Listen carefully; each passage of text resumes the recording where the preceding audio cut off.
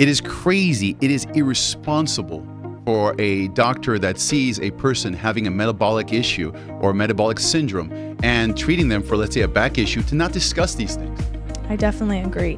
Most patients, they feel like their symptoms are just being overlooked and that it might just be related to that back issue. But like you said, real experienced doctors will really take that symptom and dig into it and let them know all these options that are available, because most people don't understand that inflammation really starts on the inside and it's not just joints that are affected.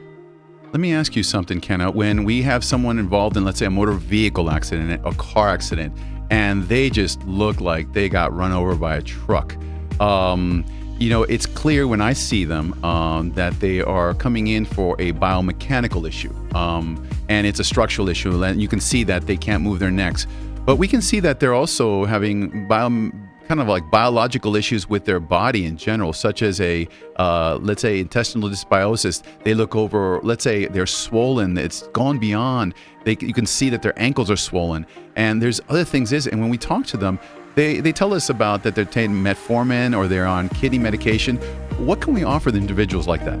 We can definitely offer them a whole bunch of different solutions that might not always involve those medications that you're going to need to be on full time. Of course, we do work with other doctors. We're not just telling everyone to get off medication, because that's not always the answer.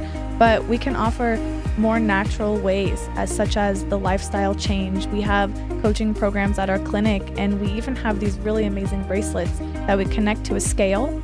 And they don't just tell us the weight, but they can also tell us how much water is in them, their body fat composition, things like that. So we can really get in tune and we can find out where the swelling is coming from, and the other things such as dietary restrictions, or maybe things they need to change in their diet. They might not realize that what they had for breakfast 3 days ago is making them swell up in three days later.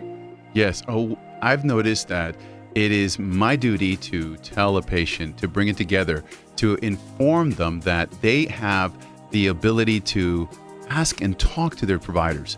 The doctor is always willing to listen. If it's a good doctor, if your doctor is one that, and here's where I kind of draw the line. If your doctor is not willing to understand that your diet is related, that your diet and the food that you eat and your lifestyle has anything to do with your disorder, then find another doctor. It's that simple. I don't mince words. I'm too old for that.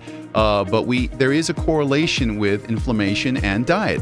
So if the doctor just it treats that way, I certainly will send them back. But if there's a doctor that does not understand that there's a concept of nutrition and along with living and lifestyle changes, well, then we need to find a doctor that is a little bit more open to sit down and find out the other domino features, so to speak, in the process. So let me ask you this, Kenna, we do different diagnostic tests, right? Yes.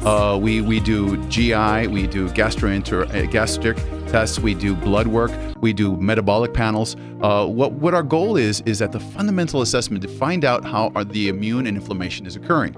So whether it's a joint problem, whether it's inflammatory, we stick to the primary. And in that situation where we do find that there's an inflammation issue, we do refer out to the right doctors to determine, this is what we find. And you know what the doctors find out? The doctors find out that other people are taking care of their patients. So information is huge. The way we treat our patients from the moment they walk in, we're going to literally allow them to feel welcome, to allow them to feel safe, because people are scared. They do not go to a doctor in order to just kind of say, hello, how you doing? What's up? That's not what happens. What we do is we actually determine what is going on with them, and they want a friend. We have here with us today Trudy, who's our main director of our office, who meets our patients. She's our clinical liaison. She's been so kind to give us her time today. Trudy, can you tell us a little bit about what you do in the office, and specifically about administrative and how to welcome patients in when they come in? Absolutely. A lot of people come in, and I guess let's just talk about the elephant in the room. How much is all this going to cost? That's one huge point that a lot of the people are afraid of. And just a little side note, as when someone has kidney failure or is on dialysis, this requires to set a time 3 to 5 hours per week per treatment. And the average cost for dialysis per year, and this is according to the renal data system back in 2014, is between $53,000 to $72,000 per year. Per year. Okay, gotcha. that is not nearly how much it's going to cost when you get on an alternative approach that involves, all the different type of diagnostic testing that they were talking about, plus all the different supplements and the change in lifestyle. It's not a diet, it is a change in lifestyle. So what I do, I kind of offer them different options as to how can they go ahead and afford this type of different lifestyle.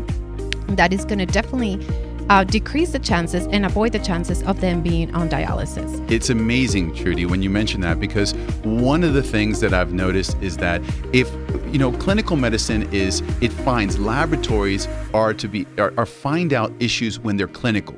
Now, there's a world of before that happens, before the blood work shows positive. This is what we have to do. We have to catch people before it becomes a clinical scenario that is picked up on blood. So subclinical issues are the issues of what integrative medicine does find. We find issues and integrative wellness programs and integrative nutrition. It's all...